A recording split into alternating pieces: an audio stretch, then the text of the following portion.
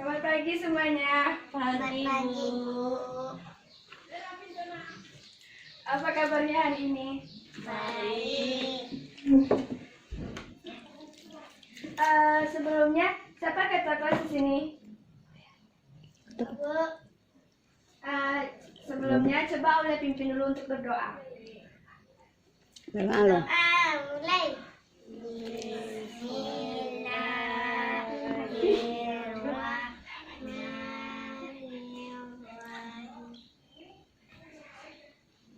Berdoa selesai. Coba periksa apakah ada di bawah bangkunya ada sampah.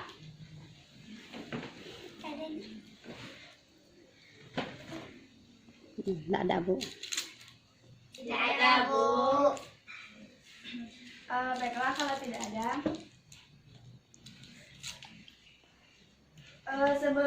Baiklah, kita akan cek kehadiran kalian semua. Pelangi, Hadir, Bu. Aulia, Hadir, Bu. Nazira, Sakit, Bu. ada surat keterangannya. Ada. Baiklah. Vira, Ada, Bu. berarti cuma Nazira yang tidak hadir ya, karena sakit. Pencet emang. Gaman. PBI itu adalah Problem Based Interaction, yang mana kita itu bertugas dalam pemecahan masalah apapun yang terjadi. Jadi jika kita menggunakan metode PBI ini, kita adalah memecahkan suatu masalah. Sebelumnya, siapa yang ingat materi minggu kemarin? Saya, Bu, Silakan. tentang pengertian keanekaragaman hayati. Keanekaragaman hayati atau geodiversitas adalah variasi dan variabilitas kehidupan di bumi. Iya, tepuk tangan untuk Vira. Jadi keanekaragaman hayati itu adalah semua keanekaragaman yang terdapat di muka bumi ini, baik itu hewan, tumbuhan, pokoknya semua makhluk hidup yang ada di bumi ini adalah keanekaragaman hayati. Baiklah, siapa yang tahu berapa macam tingkatan keanekaragaman hayati tersebut? Saya, Bu. Silakan Pelangi. Tingkatan keragaman hayati. 1. Gen biodiversitas. Pada tingkatan ini menyebabkan variasi atas individu dalam satu spesies. 2. Keragaman spesies. Keragaman pada tingkatan spesies sangat mudah diamati karena berbedanya sangat mencolok. 3. Keragaman ekosistem. Ya, baiklah, itulah tingkatan keanekaragaman hayati. Yang pertama ada tingkatan gen. Yang kedua yaitu tingkatan spesies. Tingkatan spesies ini sangat mudah kita amati karena perbedaannya itu sangat mencolok. Seperti kucing, harimau, sebenarnya mereka itu kerabat yang sangat dekat, tetapi morfologinya itu berbeda. Selanjutnya adalah keanekaragaman tingkat ekosistem, yang mana tingkat ekosistem ini sangat banyak. Yang pertama ada ekosistem laut, ekosistem darat, dan banyak sekali ekosistem. Sebelumnya, apakah sudah dibagi kelompoknya? Sudah, Bu. Ini kelompok berapa? 1. Ini? Kelompok 2. Baiklah.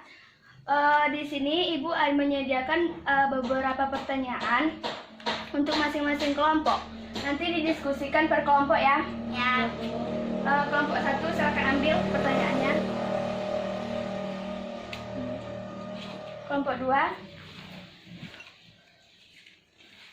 Kelompok 1 silakan bacakan pertanyaannya.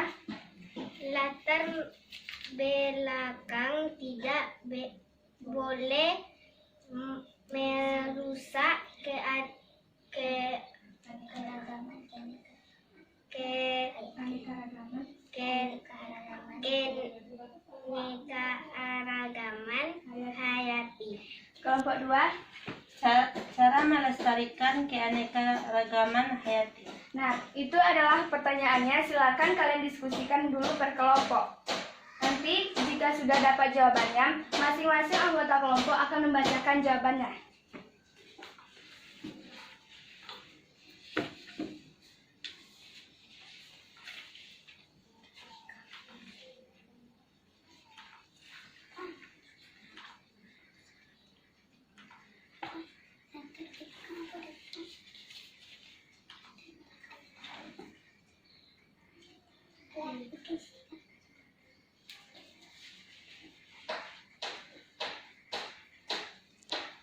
Apakah sudah dapat jawabannya? Sudah, Bu. Baiklah, silakan kelompok 1 untuk membacakan jawabannya. Agar tidak dapat merusak pertanyaannya tadi?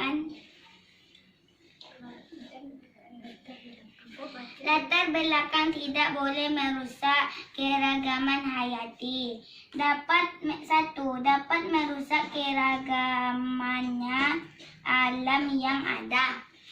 Selanjutnya, 2.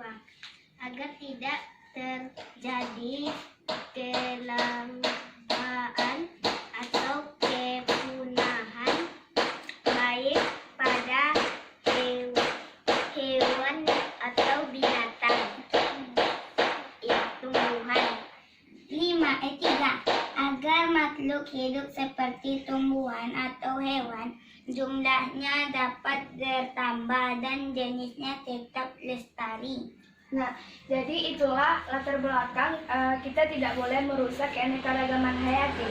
Karena tumbuhan atau hewan yang ada di muka bumi ini bisa punah dan terjadilah kelangkaan. Seperti penebangan hutan liar itu, apakah termasuk merusak keanekaragaman hayati? Ya, Apakah kita boleh melakukan itu? tidak. Tidak. Pertanyaan selanjutnya yaitu cara melestarikan keanekaragaman hayati dari kelompok 2. Cara melestarikan keanekaragaman hayati: 1. Menjaga lingkungan agar tetap bersih dan seimbang. 2. Mendirikan cagar alam. 3. Hutan lindung. 4. Suaka marga satwa. 5. Membuat peraturan perundang-undangan tentang perlindungan makhluk hidup di wilayahnya. Nah, cara melestarikan keanekaragaman hayati itu sangat banyak. Cara yang paling sederhana yaitu membersihkan lingkungan sekitar kita. Apakah kalian pernah menyapu lingkungan sekitar kalian?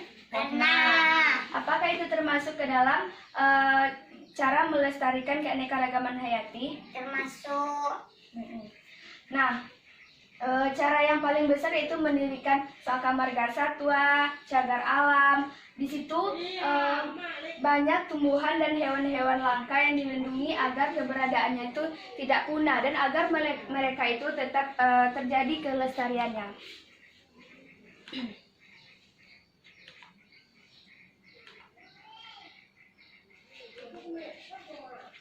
Nah, dari materi yang Ibu sampaikan, apakah sudah paham?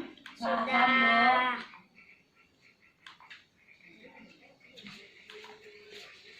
Siapa yang bisa menarik kesimpulan dari materi yang kita sampaikan ini? Saya, Bu. Nah, coba silakan. Kesimpulannya adalah keanekaragaman hayati adalah variasi kehidupan di bumi dan ada beberapa tingkatannya seperti keanekaragaman gen, spesies, ekosistem, dan kita tidak boleh merusaknya. Kita harus melestarikannya agar tidak punah. Ya, jadi itulah kesimpulan dari materi kita hari ini.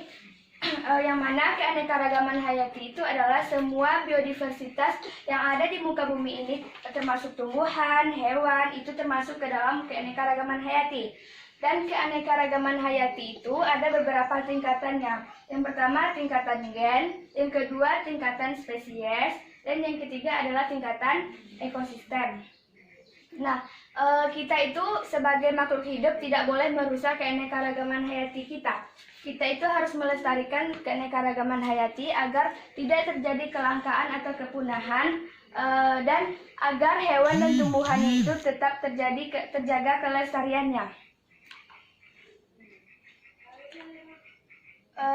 Ibu akan memberi tugas kalian untuk minggu depan untuk pertemuan selanjutnya, yaitu tentang permasalahan di lingkungan sekitar yang terjadi.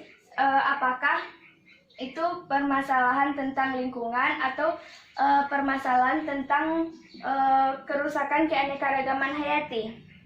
Kalian kerjakan itu per kelompok. Nanti minggu depan kita akan mempresentasikan hasil kerja kelompok tersebut. Semua paham? Paham, Bu. Baiklah. Hanya hanya itu materi kita pada hari ini. Silakan ketua kelompok untuk berdoa untuk penutupan materi. Berdoa, mulai.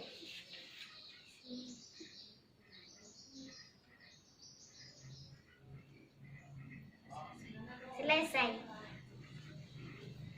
Baiklah, Ibu ucapkan atas pertemuan hari ini. Kita jumpa lagi minggu depan. Assalamualaikum warahmatullahi wabarakatuh. Waalaikumsalam warahmatullahi wabarakatuh.